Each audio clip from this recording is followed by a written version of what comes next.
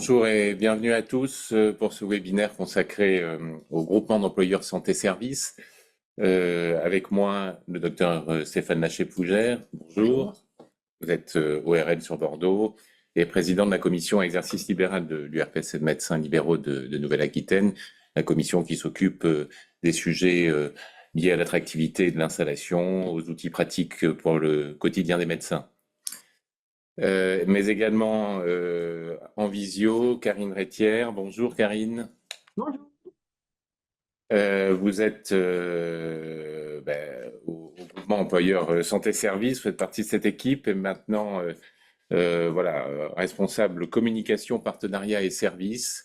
Ça fait déjà plus de 4 ans que vous travaillez sur ces sujets-là. Oui. Et pour ma part, Emmanuel Bataille, directeur de l'URPS Médecins Nouvelle-Aquitaine. Bonjour à tous. Nous allons voir donc aujourd'hui un groupement d'employeurs donc dédié aux médecins libéraux de la région. Stéphane Laché-Pougère, un groupement d'employeurs, c'est quoi? Ça sert à quoi? Alors, un groupement d'employeurs, c'est une structure qui va permettre à plusieurs entreprises de partager et de mettre en commun des salariés.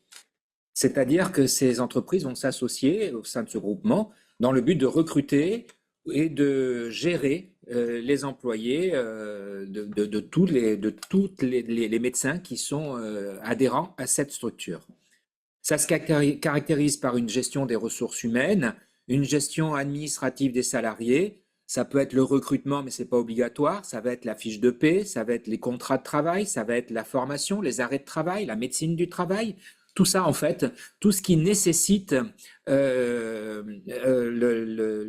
ce que nécessite le travail autour de la gestion d'un employé et tout ce qui demande du temps quand on a des salariés. Et donc, comme ça rebute quand même pas mal de médecins à faire ce travail-là, on a pensé qu'une structure qui le fasse, ça aiderait beaucoup.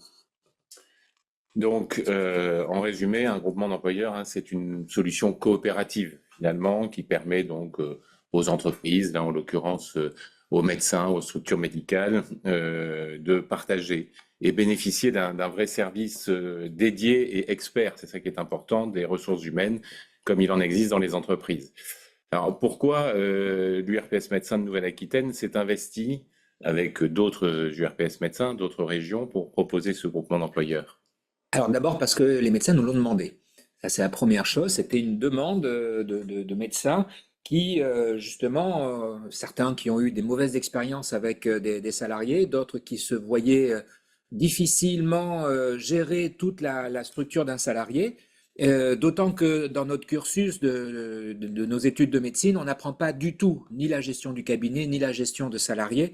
Donc on n'est pas formé à ça. Et puis, avec le temps, la gestion de salariés est de plus en plus technique et de plus en plus nécessiteuse en temps et en nécessité juridique. Et c'est plus notre métier du tout. Donc, on a pensé que cette structure pourrait nous aider. D'autant que il n'y a plus que des salariés pour les médecins de type secrétariat. Il y a maintenant les assistants médicaux, il y a les équipes de soins primaires ou spécialisées, il y a les CPTS. Il y a de nouvelles structures en fait qui demandent une gestion de salariés plus importante. Et là, on n'est pas du tout formé à faire ce genre de choses.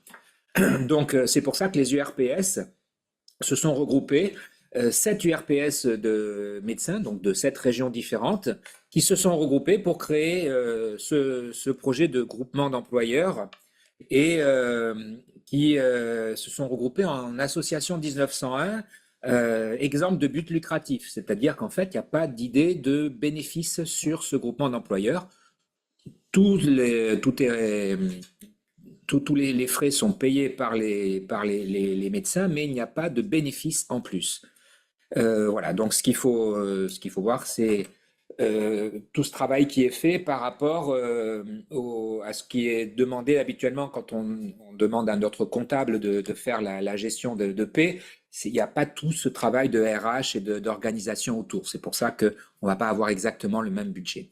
On va revenir sur les avantages pour l'employeur et pour le salarié, mais je réinsiste, donc c'est effectivement une structure finalement coopérative à but non lucratif, c'est-à-dire que plus les frais structurels seront amortis par le nombre d'adhérents, le nombre de salariés qui sont gérés par ce groupement, plus les frais qu'on va voir tout à l'heure pourront effectivement être ajustés, réduits si besoin. C'est vraiment la logique de la collaboration à l'échelle du monde médical.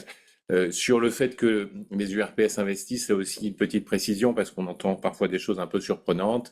Les URPS médecins donc de 7 régions aujourd'hui, je crois que même il y a une ou deux autres régions qui nous rejoignent, qui rejoignent le mouvement. Karine hoche de la tête. Voilà, dès que ce sera officiel, on l'indiquera bien évidemment. Mais voilà, investissent pour les frais de mise en route et également le fonds de roulement nécessaire pour assurer la trésorerie de ce groupement d'employeurs, mais il n'y aura aucune rétrocession financière vers les URPS, il n'y a pas de bénéfices qui sont redistribués vers les URPS, c'est un investissement sans autre intérêt que celui de répondre aux besoins des médecins de la région et de les soutenir. Donc, ce groupement d'employeurs, il est ouvert pour tous les médecins libéraux de la région, Nouvelle-Aquitaine, quel que soit leur mode de fonctionnement, qu'ils soient en cabinet individuel, en groupe, en maison de santé, MSP officiel, CPTS, etc., équipe de soins spécialisés. Karine, c'est pour tous les types de postes et tous les contrats? Oui, tout à fait. Donc, tous les postes qui pourraient répondre à un besoin de professionnels de santé libéraux sont ouverts au niveau du groupement d'employeurs et tout type de contrat, c'est-à-dire un contrat à durée déterminée, un contrat à durée indéterminée, un contrat d'apprentissage, un stage, tout ce que vous pouvez imaginer pour pouvoir avoir des employés, pardon, le groupement d'employeurs peut y répondre. Donc c'est un service complet composé de professionnels spécialisés en ressources humaines et en ressources humaines dans le secteur libéral, c'est-à-dire pour pouvoir répondre aux spécificités, aux particularités, là encore, du secteur médical libéral. Concrètement, Karine, l'équipe du GES est composée de quels professionnels et pour quel type d'accompagnement? Quels services sont proposés? Alors, aujourd'hui, le groupement d'employeurs tel qu'il a été monté, donc, vous imaginez 2 services. Donc il y a le service, ressources humaines pures. Donc là, on a Géraldine Lonen qui est directrice des ressources humaines. Et puis actuellement, en fonction des nouvelles régions qui arrivent, on a des assistants RH, donc on en a 2 à l'heure actuelle. Et de l'autre côté, donc, qui est plutôt ma partie, donc moi je m'occupe de tout ce qui est partenariat, communication et puis facturation. Donc on a un service facturation avec, une assistante administrative qui s'occupe de la facturation et chaque région a un accès qui lui est proprement dédié avec des adresses mail propres à la région. Donc il y a dans les services proposés une aide au recrutement qui est optionnelle, c'est pas obligatoire, mais qui est d'accompagner effectivement le médecin dans la structure dans la recherche, la publication de postes, la recherche de profils, mais c'est aussi voilà l'accompagner les entretiens de recrutement, c'est tout ce dispositif qui peut être fourni déjà. Oui, oui, oui, tout à fait. Quand on dit, service d'aide au recrutement, on prend en main tout le recrutement. On définit la fiche de poste avec, le ou les membres bénéficiaires, si ce sont plusieurs médecins dans un même cabinet ou un seul médecin, peu importe. On voit avec, la personne ce qu'elle souhaite et ce qu'elle souhaite comme profil. Si je prends les assistants médicaux, est-ce que vous souhaitez plutôt un profil soignant? Est-ce que vous préférez plutôt un profil, secrétaire médical, de formation, à l'origine? Et ensuite, on fait paraître l'annonce, on fait la présélection. Donc, c'est nous qui relisons tous les CV, et cetera, et on présente aux membres bénéficiaires 3-4 CV pour que le choix définitif appartienne aux demandeurs. Voilà. Donc ça, c'est vraiment tout ce qui est lié au recrutement. Donc, vous connaissez tous la difficulté, de recruter, et ça, c'est inclus dans la prestation, qui va vous être présentée après au niveau tarif, par le groupement d'employeurs. Mais vous pouvez très bien, à l'inverse, nous dire: «Je connais le candidat», par exemple, j'ai ma secrétaire médicale que je veux faire monter en compétences comme assistant médical. Donc là, il n'y a pas de problème, il n'y a pas de prestation de recrutement. On démarre tout simplement au démarrage du contrat de travail où on porte le contrat actuel au niveau du groupement d'employeurs. Les 2 Et solutions sont possibles. Ce qui n'est pas possible, excuse-moi Emmanuel, Ce qui n'est pas possible, c'est de faire que le recrutement. Pour l'instant, le groupement d'employeurs ne propose pas cette option-là. Oui, c'est ça. Soit effectivement, j'ai déjà identifié mon candidat, soit j'ai besoin effectivement d'une aide pour le recruter. Voilà, mais si je peux avoir identifié le candidat et on démarre uniquement à la partie 2, qui est le portage administratif. Donc, c'est bien le groupement d'employeurs qui va être l'employeur du salarié et qui va le mettre à disposition du médecin, de la structure, et assurer effectivement l'ensemble de la vie du contrat jusqu'à son aboutissement s'il doit y avoir un terme, toujours un terme. Alors quels sont effectivement les avantages pour les employeurs comme pour le salarié? Déjà pour le médecin qui est donc l'adhérent au groupement d'employeurs, c'est l'allègement administratif qui était évoqué tout à l'heure, c'est-à-dire je n'ai plus du tout à me soucier de l'ensemble des tâches administratives, du bulletin de salaire et tout ce qui concerne les déclarations de charges, etc., qui sont associées, étant donné que c'est le groupement d'employeurs, une fois de plus, qui, lui, a embauché et va gérer au quotidien l'ensemble du contrat de travail et toutes les démarches administratives qui sont associées. En tant que médecin, ce que je vais recevoir, c'est une facture liée à la mise à disposition qui va reprendre, on va le voir tout à l'heure, le salaire et les coûts afférents justement aux salariés. Donc, ce salarié, il est mis à disposition du médecin. C'est lui qui est le patron opérationnel. Au quotidien, c'est lui qui donne toutes les directives, qui organise comme il le veut le travail et le temps de travail, dans le respect bien sûr de la légalité. Voilà, le groupement d'employeurs, lui, est l'employeur officiel, hein, mais voilà, le vrai patron opérationnel, c'est le médecin qui en bénéficie. Donc tout ça, là encore, c'est cette logique de dire je peux recourir à tout type de contrat de travail, hein, un contrat à durée indéterminée, un contrat à durée déterminée, un temps partiel, notamment si je partage entre plusieurs cabinets, entre plusieurs médecins, un salarié, ben, on n'a pas un qui porte le contrat et à se débrouiller avec l'autre ou diviser par deux, une fois de plus, un contrat de travail qui est toujours compliqué. C'est le groupement d'employeurs qui est l'unique employeur du salarié et qui va refacturer aux différents médecins si besoin. Et tout ça, bien sûr, et ce qui est très important, avec une vraie sécurité juridique. Parce que le droit du travail évolue sans cesse, les cotisations, les modalités techniques sont en perpétuelle évolution aussi, et donc il faut en permanence ajuster, sachant que bien évidemment on peut, et vous l'êtes aujourd'hui, accompagné par un expert comptable qui va suivre tout ça, avec un service social qui va donner les directives, qui va calculer les charges sociales, mais c'est quand même toute une partie qui reste à opérer par l'employeur proprement dit, notamment dans les entretiens qui sont à faire, dans l'application, une fois de plus, du Code du travail, etc. Là, on est allégé de toutes ces dispositions, puisque c'est le groupement d'employeurs, une fois de plus, avec son expertise, qui apporte tout ça et qui allège la charge mentale du médecin, quelque part, sur tous ces aspects-là, et le sécurise complètement.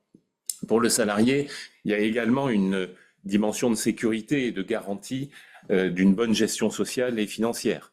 S'assurer qu'à la fin du mois, je suis bien payé, même s'il y a des complications, des conflits éventuels, que voilà, l'ensemble des charges mutuelles, prévoyance, etc. sont réalisées.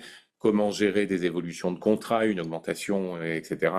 Sur tous ces aspects, c'est cadré avec le groupement d'employeurs qui apporte là encore son expertise, son intermédiation, le dialogue avec les salariés en permanence, puisque ce sont ces salariés. Donc voilà, le suivi du contrat, les entretiens annuels, les démarches de formation éventuellement souhaitées, pour les mettre en œuvre, c'est effectivement l'ensemble de ces dispositions qui là encore sont apportées au fil du temps. C'est autre avantage, la possibilité aussi de bénéficier donc de la convention collective des personnels de cabinets médicaux, hein, auquel est rattaché le groupement d'employeurs.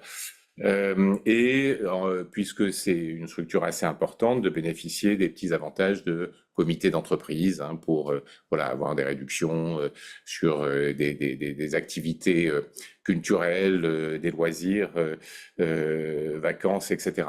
Mais surtout dans les avantages sociaux, ce qui est important, c'est qu'on conserve aussi une flexibilité individuelle cabinet par cabinet. pouvoir bénéficier de tickets restaurants, de chèques vacances, de plans d'épargne entreprise, sont des avantages sociaux qui sont parfois mis en œuvre pour fidéliser un salarié. Certains de ces avantages sont exonérés de charges et donc sont intéressants pour l'une et l'autre des parties. Mais si c'était le groupement d'employeurs qui les appliquait, ce serait généralisé obligatoirement à l'ensemble des salariés. Et donc, ça viendrait surajouter un coût pour tous les médecins du groupement. Donc ça, c'est pas l'objectif. Là, le but, c'est que, en revanche, si un médecin, un cabinet, une maison de santé décide d'octroyer un avantage social, distribution par exemple de chèques vacances, eh ben il le fait à son niveau et le groupement, l'employeur, l'accompagne dans la réalisation des formalités de manière à ce que son salarié puisse bénéficier de ces dispositions sans alourdir et imposer à tous ces modalités. Voilà. Donc, c'est très important, c'est pour l'adhérent comme pour le salarié, la garantie finalement d'être dans le respect du Code du travail, mais aussi au quotidien, le dialogue important en termes de ressources humaines, et puis savoir gérer si besoin la fin de contrat, avec éventuellement le rebond aussi facilité vers une autre structure qui aurait été identifiée parce que départ en retraite ou arrêt d'activité pour quelque raison que ce soit. Donc, on répondra bien évidemment à toutes vos questions plus concrètes sur ces aspects-là. Alors, Karine, on a évoqué tous ces avantages, ces modalités de fonctionnement, mais ça a quand même un prix, ce service, pour les médecins qui souhaiteraient en bénéficier.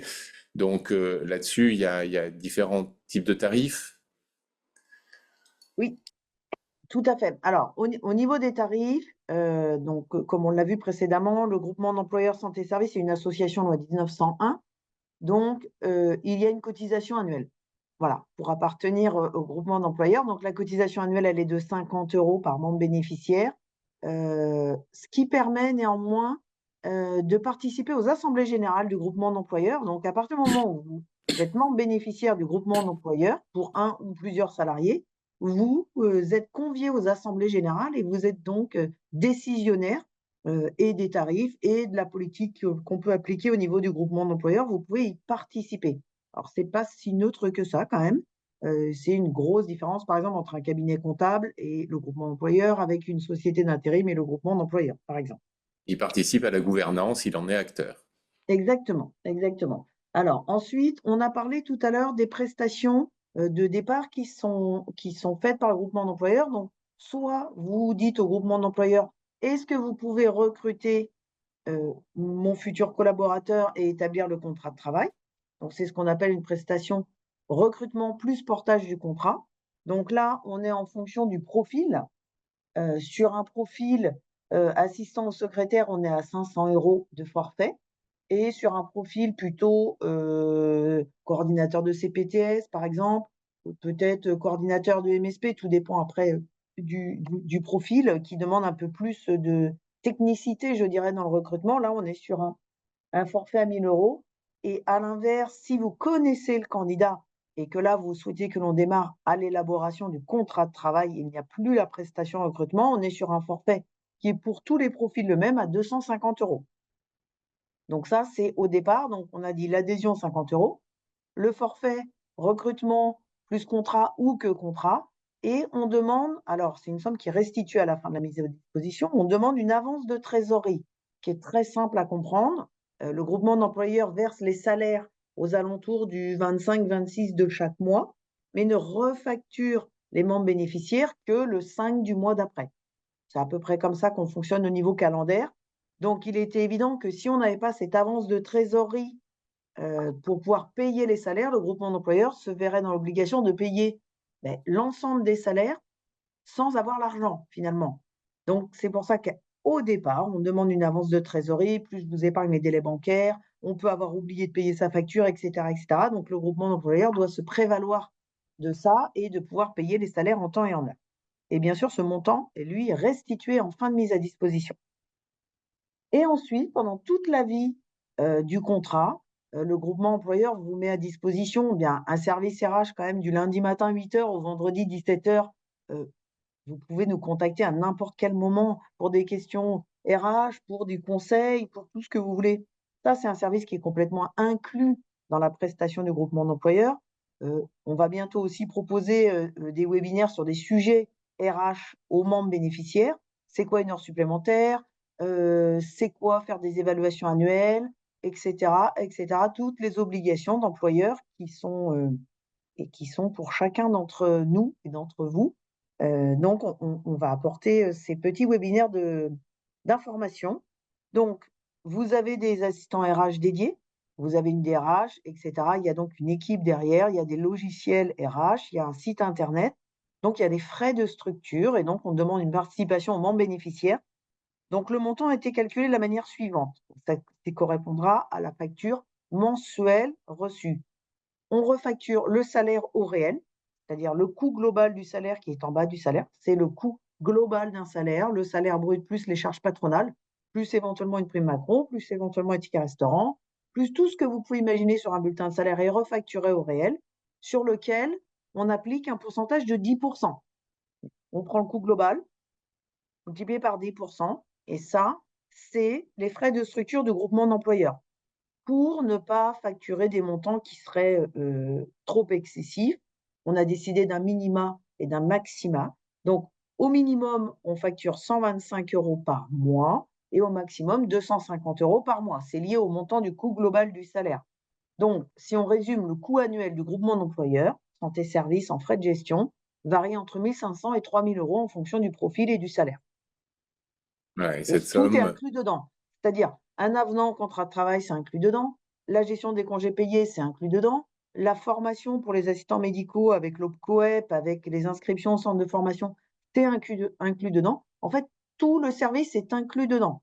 Ce qui est une différence des prestations. On entend souvent par rapport au cabinet comptable. Le cabinet comptable, lui, il facture à la demande, sauf les bulletins de salaire mensuels. Mais vous faites un avenant, votre cabinet comptable sait le faire, mais il vous facture à l'avenant, et cetera, et cetera. Nous, c'est un forfait qui inclut tout. voilà, et comme on disait, sur des services comparables, on pourrait comparer à l'intérim, mais où les taux sont entre minimum 15 à 20% de ce coût global du salaire. Donc on est largement plus compétitif avec ce groupement d'employeurs. Et effectivement, un expert comptable peut paraître beaucoup moins cher parce qu'il a tendance à facturer de manière récurrente que le bulletin de salaire. Mais effectivement, c'est pas lui qui porte l'ensemble des responsabilités, des risques. Toute cette gestion, c'est pas lui qui l'assure. Il ne fait que ce que vous lui demandez de faire avec les déclarations de salaire et de charges. Mais après, ils vont surajouter tous les coûts spécifiques, comme le disait Karine Lapierre, de la vie du contrat, des prestations qu'il aura à faire en plus. Donc là, effectivement, une fois de plus, c'est un coût global, plafonné, qui vous est proposé avec ce groupement d'employeurs. Donc concrètement, si un médecin, un cabinet là, qui nous écoute souhaite avoir plus de renseignements ou s'inscrire, il y a un site internet, vous tapez ge-santéservice.org, et là, effectivement, il va trouver un certain nombre d'informations, Karine, mais après, s'il veut s'inscrire, ça fonctionne comment? Alors, le site internet, il y a plusieurs options pour rentrer en contact avec le groupement d'employeurs. Sur le site internet, quand vous tapez l'adresse, vous avez tout d'abord une petite enveloppe. Donc c'est une demande de contact, c'est une demande d'information assez générale sur, une prestation que pourrait proposer le groupement ou une précision, suite à la visio d'aujourd'hui, par exemple. Là, vous nous envoyez un mail et on reprend contact avec vous par téléphone ou par mail pour vous apporter une réponse. Si maintenant vous voulez vraiment faire une demande de recrutement, aller plus loin dans la démarche parce que vous avez déjà réfléchi à votre projet, vous vous créez un compte. Alors pourquoi on demande de créer un compte? Parce qu'on a une base documentaire à l'intérieur du site et on souhaitait que ce soit vraiment que pour les professionnels de santé libéraux et pas pour la France entière qui irait voir tous les documents. Donc on demande une entrée par le RPPS. Donc voilà, vous tapez votre RPPS, vous allez voir que les choses arrivent automatiquement, vous créez un compte et là, vous pouvez aller voir la banque documentaire, il y a des fiches de poste. La grille de tarifs est bien sûr remise. Il y a un certain nombre, il y a, toutes les étapes, que l'on propose nous, le groupement d'employeurs, aux futurs salariés, toutes les étapes du recrutement, l'intégration, les documents qui leur sont fournis, et cetera. Il y a toute une base documentaire. Il y a aujourd'hui aussi une partie annonce, c'est-à-dire toute structure qui nous sollicite, désormais, on passe l'annonce sur le site du groupement d'employeurs. On peut recevoir aussi des candidatures spontanées, et cetera. C'est un module qu'on vient d'ouvrir.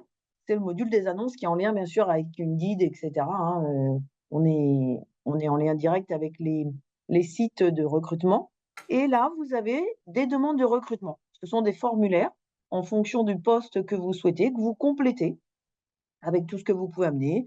Je souhaite qu'un mi-temps, on sera 2 médecins, est-ce que vous pouvez me recruter un profil soignant pour un assistant médical parce que c'est ce que je préférais, et cetera. Vous nous faites votre demande et là, l'assistante, dédiée à la région vous recontacte et donc on part sur le recrutement, c'est quasiment immédiat.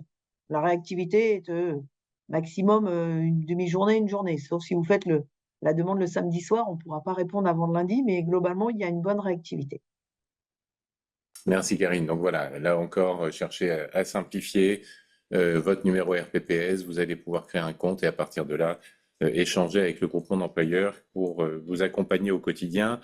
Stéphane Lachaud-Fougère, donc voilà, c'est pour résumer un petit peu tous ces avantages et particularités du groupement d'employeurs.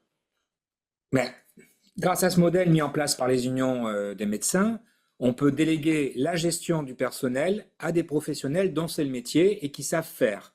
En confiant cette responsabilité à des experts, on gagne du temps, on favorise des relations qui sont souvent plus harmonieuses, puisqu'en fait, on n'a pas tout le côté juridique derrière. Alors, il y a une adhésion donc à ce groupement d'employeurs santé-service. Il y a des frais mensuels, mais ils sont pas si élevés que ça. Et c'est surtout que il ne faut pas oublier que tous ces coûts sont défiscalisés, bien sûr, hein. Donc, ça sort de vos impôts. La réduction du temps consacré aux tâches administratives vous offre la possibilité de profiter davantage de votre temps personnel, d'avoir plus de temps médecin ou plus de loisirs, et donc d'alléger vos agendas. Et ça, c'est quand même un confort qui est assez important. Et donc, c'est du bien-être au travail, et pour le salarié, et pour l'employeur. C'est donc accessible. Et lorsqu'on s'affranchit de toutes ces contraintes administratives, ça laisse place à une meilleure qualité de vie professionnelle. Et c'est en fait surtout ça qui permet d'investir dans cette gestion professionnelle du personnel et d'avoir ce choix qui va être judicieux sur le plan opérationnel et sur le plan financier. Donc, qualité de vie au travail pour le médecin, mais qualité aussi dans la relation avec les salariés grâce au groupement d'employeurs, hein, qui est un véritable partenaire pour ça à vos côtés, pour là encore aussi valoriser le travail des collaborateurs, les accompagner dans leur progression, les conseiller, etc. Quoi, c'est pour l'ensemble des parties, on essaye d'être dans une logique justement qui profite à tous. Voilà. Donc, n'hésitez pas à poser vos questions. Il y en a quelques-unes qui sont déjà arrivées et bien sûr, deuxième temps de ce webinaire qui est de pouvoir répondre à vos questions très précises. N'hésitez pas à transmettre aussi le lien qui vous sera envoyé vers le replay à vos consoeurs et confrères qui n'auraient pas pu participer. Alors, question, comment est refacturé un salarié assistant médical avec les aides à l'embauche de la CEPAM? Karine. Alors, ça c'est le grand sujet, c'est le grand sujet. Alors, aujourd'hui, concernant les assistants médicaux, le ou les médecins contractualisent avec l'assurance maladie pour avoir ou un mi-temps ou un temps plein assistant médical. Ce n'est pas le groupement d'employeurs qui contractualise avec l'assurance maladie puisque c'est lié à des objectifs individuels. Par contre, le groupement d'employeurs le groupement employeur à l'origine de celui où on est aujourd'hui en train de discuter a été reconnu et a été validé pour pouvoir porter le contrat de travail d'un assistant médical, même si c'est le ou les médecins qui touchent la subvention assurance maladie. Donc, pour faire court, vous gardez la subvention assurance maladie. On ne peut pas la percevoir à votre place puisqu'elle est liée aussi à des objectifs que le groupement d'employeurs ne pourrait pas se voir octroyer puisque c'est des objectifs souvent de patientèle.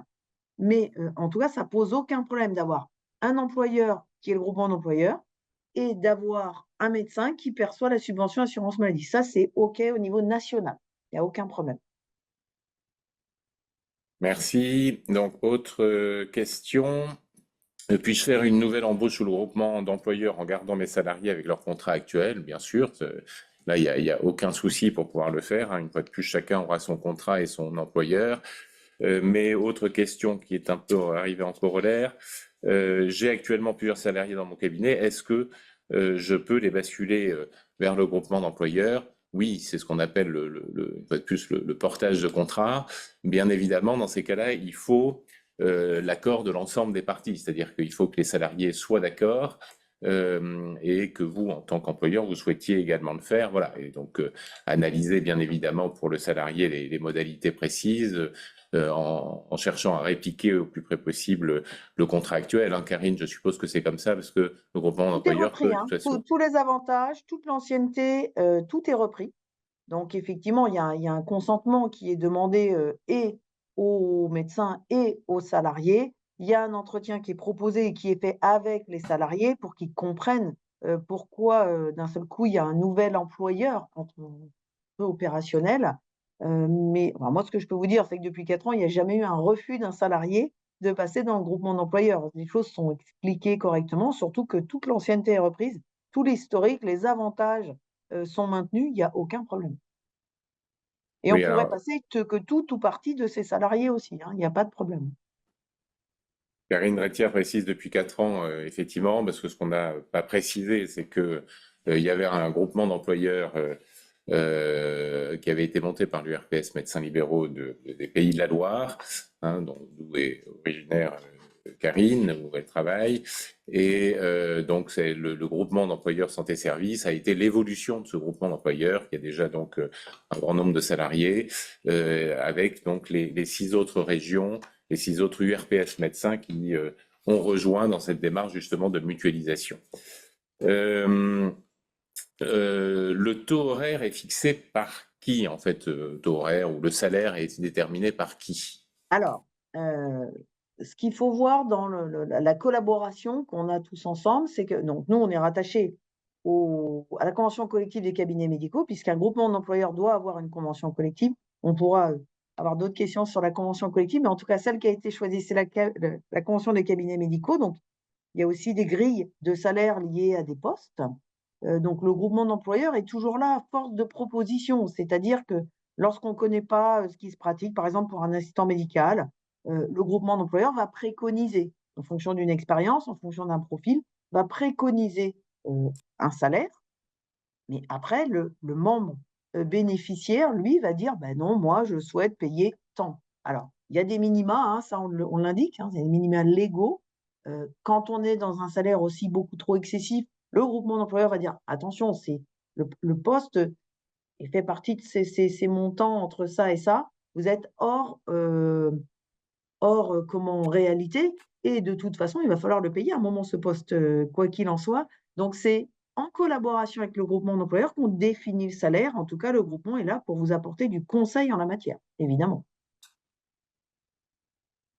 Plusieurs questions qui sont liées à la fin du contrat, parce que c'est effectivement des choses importantes qu'il faut se poser la question dès le début, souvent. Donc, déjà, mon salarié me met au prud'homme. Comment ça se passe avec le GESS si jamais il y a un conflit, effectivement, ou que ça peut être dans les différents sens, hein, on précise peut-être aussi au-delà de la question. Le salarié, effectivement, a un litige, l'employeur décide de licencier, etc. Donc là, en fait, quoi, le bénéficiaire, le membre adhérent décide de se séparer parce que c'est pas lui qui va licencier, puisque c'est pas lui qui est l'employeur. Mais donc, comment ça se passe, Karine, dans toutes ces modalités de fin de contrat? Alors, avant d'arriver au prud'homme, et on n'a pas eu de prud'homme, je peux vous le dire aujourd'hui, bien sûr, tout est mis en place pour régler un conflit qui pourrait y avoir. Donc il peut y avoir plusieurs, choses. Il peut y avoir, un salarié qui ne réponde pas du tout et qui fasse des fautes et accumule des fautes. Donc là, le groupement d'employeurs prend le relais et accompagne le membre bénéficiaire. Le membre bénéficiaire, lui, il est au quotidien avec le salarié, donc il sait ce qui se passe. Le groupement d'employeurs, lui, arrive derrière en disant: «Qu'est-ce qui se passe? On met en place telles actions», donc un entretien avec le salarié, un entretien avec le membre bénéficiaire, le salarié, et cetera. On met en place déjà tout un climat de communication avant d'arriver à des prud'hommes. C'est que prud'homme, on est vraiment dans une issue, où il y a plus d'issue, hein, c'est le moment de le dire. Donc on définit déjà ce qui se passe. Si c'est vraiment le salarié qui ne répond pas et qui accumule les fautes, eh bien, c'est le groupement d'employeurs qui va monter un dossier pour arriver, au licenciement pour faute, heu, vraiment au tort, entre guillemets, du salarié. Et puis à l'inverse aussi, en tant que, employeur, nous on dit l'employeur opérationnel, c'est le membre bénéficiaire, l'employeur administratif, c'est le groupement d'employeurs. C'est un peu comme une grosse société où il y a des managers et puis au 4e étage, il y a le service RH. C'est un peu comme ça qu'il faut le visualiser, le groupement d'employeurs. Donc, si par contre, le salarié contacte le groupement d'employeurs en disant: «Ben moi, on m'a recruté pour être, assistant médical et puis en fait, je suis agent d'entretien dans le cabinet médical». Bon, effectivement, il risque d'y avoir un problème, c'est-à-dire on n'apporte pas le travail qui est lié au poste. Mais on n'attend pas d'être sur le conflit encore une fois. Nous, on appelle les membres bénéficiaires en disant: «Il y a quelque chose qui se passe sur le contrat de madame X ou madame Y» et on on remet les choses en place. Après, s'il y a demain un prud'homme parce qu'on ne l'aurait pas vu arriver, mais je ne vois pas comment on l'aurait pas vu arriver, nous, on a un avocat, là, un avocat du droit du travail. Le membre bénéficiaire peut se dire: «Bah, moi aussi, je veux me faire représenter en tant que membre bénéficiaire» et effectivement, on va au prud'homme. Ce qu'il faut savoir, c'est qu'en cas par exemple, rupture conventionnelle, heu, un départ, un petit peu d'un accord commun, tous les frais réels liés à une fin de contrat sont refacturés. C'est parce que, par exemple, l'indemnité de rupture conventionnelle, elle est sur le bulletin de salaire, donc elle est refacturée au réel. Mais je vous dis encore une fois, pour arriver, au prud'homme, c'est qu'aucun des membres acteurs, de l'emploi de cette personne n'aurait bougé du tout. On ne va pas au prud'homme parce qu'on n'a rien, il ne se passe rien, en fait. Vous voyez ce que je veux dire? Donc nous, ça ne c'est pas un sujet qui nous inquiète beaucoup, en fait. Je dis pas Alors, qu'on va pas en rencontrer, hein, il y a mais la question, autre question complémentaire. Donc, on dit bien que si effectivement il y a fin de contrat, les indemnités liées à cette fin de contrat ou voire frais d'avocat qui seraient engagés sont refacturés par rapport à ça. Quid en fin de contrat lors du départ en retraite du médecin ou du salarié, pardon, financement des indemnités de fin de contrat lors du départ en retraite du al salarié. alors, heu, un départ à la retraite, alors on a eu le cas, hein, déjà, ça s'anticipe. Globalement, on n'arrive pas le matin au cabinet en disant: «Tiens, ce soir, je partirai bien à la retraite». En général, on prépare sa retraite, sur plusieurs mois, on anticipe, donc il y a plusieurs possibilités.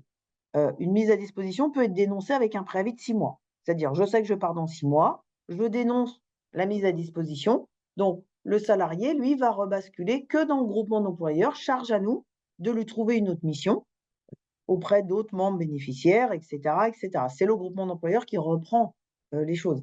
Si on l'apprend la veille pour le lendemain, bah, effectivement, ça va nous poser un petit problème, mais ça, c'est le partenariat que l'on a ensemble. Donc il y a pas de souci majeur. Si c'est fait en temps et en heure, c'est bien le groupement d'employeurs qui est l'employeur, administratif du salarié, donc il doit lui retrouver une solution. Et quand c'est le médecin qui part à la retraite, non, quand c'est le salarié qui part à la retraite, il faut prévoir son indemnité de départ. Vous assistez le médecin pour lui Oui, rappeler, attention, il faut, voilà. bien sûr, bien Vous le sûr. déchargez de toute sa charge morale Oui, là-dessus. oui, Comme tout à l'heure sur le conflit des prud'hommes, vous le déchargez de la charge morale et il peut se consacrer à son métier sereinement. oui, tout à fait. Voilà, on revient à d'autres questions qui concernent les sujets de rémunération. Si je bascule mon salarié dans le groupement d'employeurs santé-service, le salaire sera-t-il maintenu, même si je suis au-dessus de la grille salariale? Oui, c'est vous qui décidez. Alors après, si vous voulez, le principe d'un groupement d'employeurs, le fondement même du groupement d'employeurs, c'est la mutualisation de salariés. C'est-à-dire, au départ, c'est pour ça qu'ils ont été créés les groupements d'employeurs, pour mutualiser des salariés entre plusieurs membres bénéficiaires. Donc, imaginons que vous ayez un assistant médical, je ne sais pas, on va dire que classiquement, on est aux alentours de 1 500-2 600 € net, enfin brut, pardon, heu et que là, vous me dites: «Je veux le payer 5 000». Bon, bah, super, je vais peut-être moi aussi, postuler chez vous. Ça, c'est une première chose que je tenais à vous dire. Trêve de plaisanterie, la deuxième, c'est qu'on va vous dire: «Attention, vous êtes vraiment très, très, très haut par rapport à ce qui se pratique. On peut parfois conseiller, parce que si demain vous ne voulez plus du salarié, c'est le groupement d'employeurs qui doit lui retrouver un membre bénéficiaire au même salaire. C'est ça notre difficulté. On peut parfois dire que pour cette mise à disposition, il y a un salaire de temps parce que c'est vous qui souhaitez et vous avez le droit de décider quand même du salaire que vous allez amener, mais peut-être qu'il sera transformé sous certaines formes de primes. C'est-à-dire ce delta qui serait très fort de différence de salaire va être transformé en prime qui pourrait ne pas être prise sur une future mise à disposition avec un autre membre des bénéficiaires. Par exemple, vous partez à la retraite dans 6 mois ou dans 1 an, auquel cas le salarié sera bien informé que c'était bien lié à cette mise à disposition. Oui, et puis on peut pénaliser quelqu'un d'autre, puis faciliter de retrouver un emploi aussi aux salariés derrière, etc. Oui. Autre question concernant les salaires, comment ça se passe si je souhaite donner une prime, justement? Vous avez Aucun problème. Vous voilà, nous la dites, prime est décidée, que ce soit une prime fiscalisée, que ce soit une prime partage de la valeur, dite prime Macron initialement.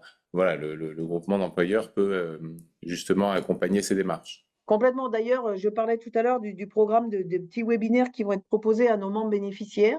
Il y en aura une qui sera sur les, comment dire? Les actions qui font plaisir, auxquelles on ne pense pas parfois et qui valorisent les salariés. Et il y en aura une où on parle effectivement de prime Macron. On peut demain parler du lundi de la Pentecôte qui serait offert. On peut parler de chèques cadeaux pour Noël. On peut parler de petites choses comme ça. C'est des petites actions qui valorisent vos salariés, auxquelles on ne pense pas parfois et qui déclenchent pas forcément une augmentation de salaire, mais qui en tout cas, quand c'est mis en place, c'est très apprécié par les salariés. Donc il y aura un module là-dessus, effectivement, sur quel type de prime je peux donner, quel montant semble raisonnable, et cetera. Vous pourrez, là aussi poser toutes vos questions, il n'y a pas de souci. Voilà, donc une fois de plus, c'est l'adhérent bénéficiaire qui décide de tous ces éléments, hein, de tous ces avantages, de ces primes, du salaire, etc. Une fois de plus, on l'a rappelé. Nouvelle question, une association de régulateurs médicaux libéraux peut-elle employer un ou plusieurs opérateurs de soins non programmés qui vont travailler en horaire SAS au sein d'un hôpital? Donc on a effectivement, nous, dans les profils de postes, hein, on a parlé, on est passé assez rapidement là-dessus tout à l'heure dans la présentation, que ce sont donc déjà tous les métiers pour un cabinet médical, assistant médical, secrétaire médical, autres professionnels de santé, hein, une infirmière, IPA, etc. On a déjà des demandes en Nouvelle-Aquitaine justement dans ce sens-là. Coordonnateur de MSP, c'est aussi pour les CPTS et les équipes de soins spécialisées, des coordonnateurs, chargés de projet, chargés de mission, etc., qui peuvent être, ou assistants administratifs, qui peuvent être embauchés. Mais on a également prévu le cas pour les opérateurs de soins non programmés, parce que là également, c'était une sollicitation, un besoin qui nous avait été remonté. Mais dans ces cas-là, effectivement, donc il y a tout à fait possibilité que le groupement d'employeurs embauche des opérateurs de soins non programmés. Donc, il y aura une fiche de poste là également. Hein. Bon, il y a une fiche de poste type qui existe là-dessus, qui sera reprise par le groupement d'employeurs, qui peut là aussi faciliter le recrutement. Soit on a déjà repéré localement ces opérateurs, soit effectivement c'est quand même des postes qui sont pas très visibles en ce moment et un peu difficiles à recruter de ce qu'on en sait. Donc, le groupement d'employeurs peut aider justement au recrutement de ces opérateurs de soins non programmés et ils seront mis à disposition, là, cette fois-ci, dans le cadre d'un centre CRA, un centre SAMU, donc au sein d'un hôpital. Ça ne pose pas de problème, Karine, mais voilà, ils sont quand même... C'est l'association des médecins régulateurs qui est adhérent, c'est elle qui est refacturée dans ces cas-là, donc c'est elle qui doit bénéficier du budget alloué pour le service d'accès aux soins, puisque c'est de ça dont il s'agit, c'est elle qui sera le membre bénéficiaire, même si la localisation de l'exercice de l'activité se fait au sein d'un hôpital. Pas de contradiction sur mes propos, sur ces spécificités. Non. Et question corollaire qui était posée par la même personne, qui décide du salaire, des taux horaires, fiche de poste, etc. C'est une fois de plus le membre bénéficiaire Voilà, mais dans les C'est contraintes, une fois de l'association, plus. mais avec le conseil et l'aide du groupement d'employeurs. Il y a en Pays de la Loire, il y a des OSNP, hein. Nouvelle question. Nous sommes un cabinet avec 3 médecins. Lequel des 3 contractualise avec le GES? Alors, j'ai envie de dire les 3. Voilà, c'est ça. C'est ça l'intérêt. C'est qu'une fois de plus, le salarié va être embauché par le groupement d'employeurs et mis à disposition. Alors après, c'est 3/4 temps si c'est à temps équilibré, Ou une 20% pour SCM. l'un, ou refacturé à la SCM. Effectivement, oui, oui, tout à fait. Après. Mais effectivement, ce sont les 3 médecins qui doivent adhérer parce que ce sont les 3 qui vont bénéficier de la mise à disposition du salarié, à moins que ce soit la structure euh, directement. On n'a pas de souci, on peut contractualiser avec un médecin à titre individuel, avec une ESTM, avec une CISA, avec une ADOPT, avec tout ce que vous pouvez imaginer, on peut contractualiser. L'avantage pour le salarié, c'est que lui, il a un contrat de travail, un bulletin de salaire. Lui, Alors, il on n'a l'a pas pas la évoqué. multiplication liée au nombre de membres bénéficiaires. Si je contractualise avec 3 médecins, le salarié, lui, n'a qu'un contrat de travail, un bulletin de salaire. C'est ça, il a qu'un seul interlocuteur pour gérer ses congés, etc., même si après Oui, il s'est mis d'accord avec opérationnellement avec les 3 médecins et compagnie. Petite précision, Karine, sur quand même des restrictions pour adhérer et être membre bénéficiaire. Donc on a dit c'est toute structure effectivement de professionnels de santé libéraux de la région Nouvelle-Aquitaine, hein, nous concernant, mais c'est le cas bien sûr, on l'a dit, dans d'autres régions. Mais il ne faut pas être soumis à la TVA. Il y a une restriction. Il ne faut pas avoir une activité lucrative et être soumis à la TVA. Est-ce que tu peux nous en dire plus là-dessus? oui. Alors, le groupement d'employeurs n'est pas soumis à TVA. Ça, c'est une première chose. Si le groupement d'employeurs acceptait un membre bénéficiaire soumis à TVA, il assujettirait tous les autres membres bénéficiaires à la TVA, ce qui pourrait poser un tout petit souci. Donc, on sait qu'il y a certaines spécialités, par exemple, la dermatologie peut avoir une partie de son activité soumise à TVA. Alors, ce que disent les textes, c'est qu'en fait, globalement, il ne faudrait pas dépasser 20% d'assujettissement de son activité à la TVA, auquel cas le groupement d'employeurs pourrait prendre, un salarié sur la partie non assujettie, ou en tout cas le groupement d'employeurs doit apporter la preuve que le salarié mis à disposition ne travaille pas sur la partie assujettie de l'activité. C'est un petit peu compliqué, vous voyez? Mais typiquement un pharmacien, qui est un commerçant qui est soumis à TVA, ne pourrait pas être membre du groupement d'employeurs un jour, demain. Par contre, s'il est président d'une CPTS, il peut tout à fait solliciter le groupement d'employeurs en tant que président d'une CPTS. C'est vraiment pour ne pas assujettir ni le groupement d'employeurs, ni les membres bénéficiaires, qui pourraient, ça pourrait poser problème. Voilà, c'est ça le problème de la TVA. Autre question très concrète, comment ça se passe pour le congé maternité de ma secrétaire? Alors, pour le congé maternité, on s'occupe de tout, évidemment. Après, vous allez me dire: «Oui, mais alors du coup, elle va pas être là peut-être 6 mois ou 9 mois en fonction de son choix, d'arrêt». Donc là, typiquement, le groupement d'employeurs va chercher à remplacer la personne. C'est sur des congés, quelque peu anticipés ou en tout cas relativement longs, hein, un arrêt maladie aussi, par exemple, long, le groupement d'employeurs va trouver une solution ou va recruter pour pouvoir remplacer la personne qui est absente. Ce que ne peut pas faire le groupement d'employeurs, c'est une petite variante par rapport à la boîte d'intérim, on n'a pas un, comment dire? Un panier de salariés disponibles en cas d'arrêt d'une journée ou 2 jours. C'est pas la vocation du groupement d'employeurs et ça serait extrêmement compliqué et vous mentir que de dire pour remplacer sur 2 jours, on va vous trouver quelqu'un. Sur un congé maternité, encore une fois, ça peut s'anticiper, même si parfois on choisit pas sa date d'arrêt, mais en tout cas, on peut un petit peu, pressentir que ça va venir et auquel cas, le groupement d'employeurs a déjà recruté des remplaçants, des CDD pour remplacer un congé maternité sans problème. Autre question, est-ce qu'un médecin en secteur 3 peut être membre bénéficiaire?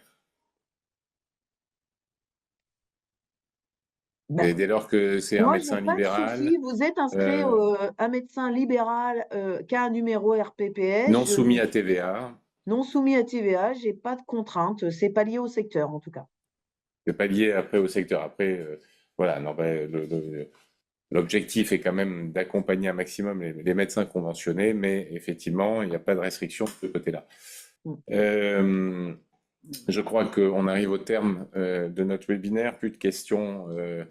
Merci une fois de plus de la diversité de ces questions. J'espère qu'on a pu répondre à l'ensemble de vos interrogations et vous présenter tout ça. Vous l'avez vu dans les réponses de Karine Rétière, le groupement d'employeurs santé services, c'est vraiment cette double expertise, les ressources humaines, comme si vous externalisiez votre RH finalement, la gestion des ressources humaines auprès d'un service spécialisé, voilà, à vos côtés, un vrai partenaire auquel vous participez, à la gouvernance duquel vous participez.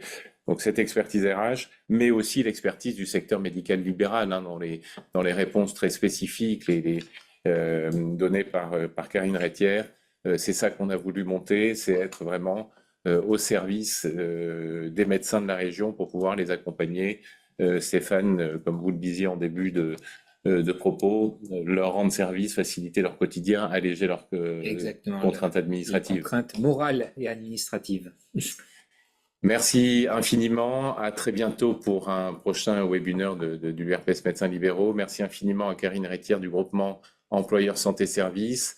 Vous retrouvez à l'écran le site web ge-santéservice.org pour vous connecter, aller chercher plus d'informations et surtout rentrer en contact, même si c'est juste que pour avoir des informations complémentaires et envisager différentes possibilités. Très bonne fin de journée, bon courage pour vos consultations, à très bientôt.